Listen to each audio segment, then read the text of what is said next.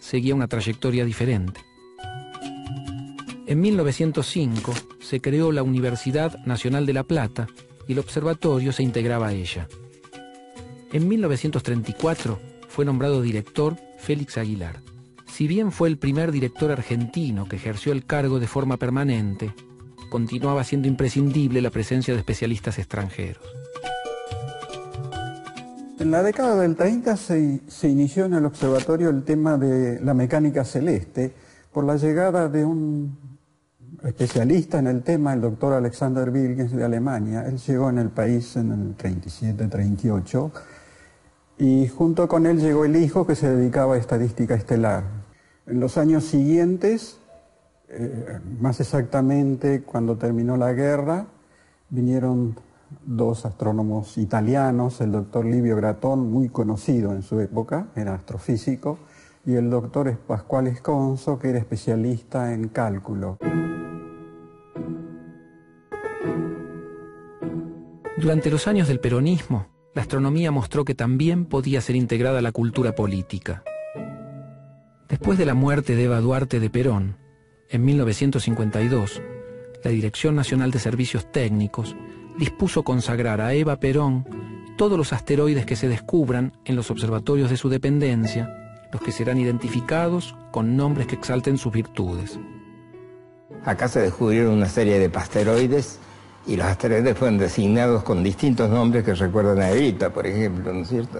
Algunos llevan nombres típicos de la época peronista, como Evita, Descamisado, etc.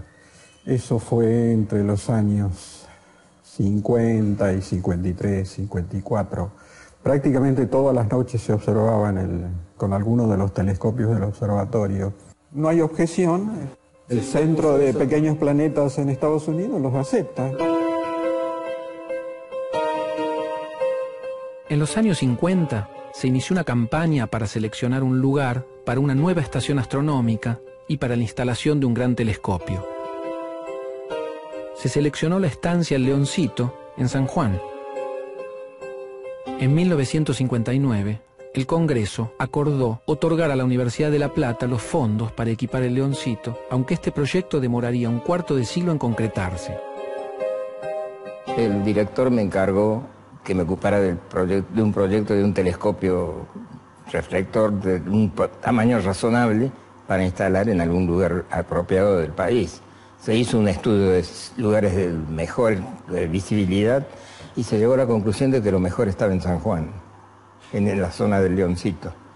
De modo que allí se instaló varios años después el telescopio en sí, ¿no? Se pensó en varios instrumentos, inclusive en un instrumento grande, eso fue en la década 50 más o menos, pero eso en esa época no se desarrolló. Posteriormente se empezó con la idea de un telescopio más grande de 2,15 metros, que es el que luego se instaló en el Leoncito. En un principio se pensó hacer la óptica en nuestro propio observatorio, pero desgraciadamente las capacidades técnicas no estaban suficientemente desarrolladas. Así que finalmente el telescopio se adquirió a la compañía Boller & Stevens de los Estados Unidos. Ese aparato estuvo 15 años en cajas de madera, en el bosque, aquí en el observatorio, lo cual era una situación muy dolorosa para todos nosotros. Y finalmente el telescopio se inauguró en el año 1986. O sea que pasaron prácticamente 15, 16 años y en ese lapso, bueno, otros instrumentos aparecieron en el medio, muy competitivos, etcétera. Cuando se instaló ya era viejo, y ya es viejo, pero es lo único que tenemos.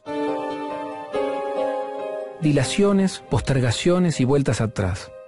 La astronomía argentina, por depender de equipamiento muy costoso, sufrió la desidia y el descuido de la clase dirigente mucho más que otras ciencias. Su suerte también estuvo atada al periodo más oscuro de nuestra vida política, el último golpe militar. Hay muchos aspectos tristes de aquellos años. En el caso particular del observatorio hubo un caso muy doloroso, que fue la desaparición de una de nuestras estudiantes jóvenes, Ana Teresa Diego. Y eso ocurrió prácticamente en las puertas del observatorio, aquí a 150 metros. La Argentina perdió en la misma proporción que muchas otras ciencias. Hay algunos casos notables, no querría dar nombres particulares porque